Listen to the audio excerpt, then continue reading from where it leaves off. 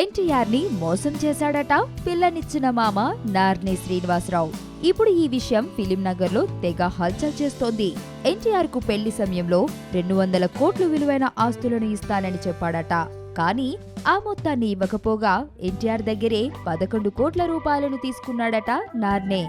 అయితే అభయరామ్ కు జన్మదిన కానుకగా ఏదైనా భారీ గిఫ్ట్ ఇవ్వాలని భావించాడట ఎన్టీఆర్. అందుకు తన దగ్గర తీసుకొని మణికొండలో కొన్న భూమిని ఇవ్వాలని అనుకున్నాడు. కానీ అది కూడా కుదరలేదట. దాంతో ఎన్టీఆర్ కు పిల్లనిచ్చిన మామకు ఉప్పు నిప్పులాగా ఉందట పరిస్థితి. మరి ఈ వివాదం ఎలాంటి పరిస్థితులకు దారితీస్తుందో చూడాలి. ఈ ప్రపంచంలో నాకు అన్నిటికంటే డబ్బంటేనే ఇష్టం. చెక్కులైనా కరెన్సీ కట్టలైనా నన్ను దాటి వెళ్లాల్సిందే, అది నా పొజిషన్.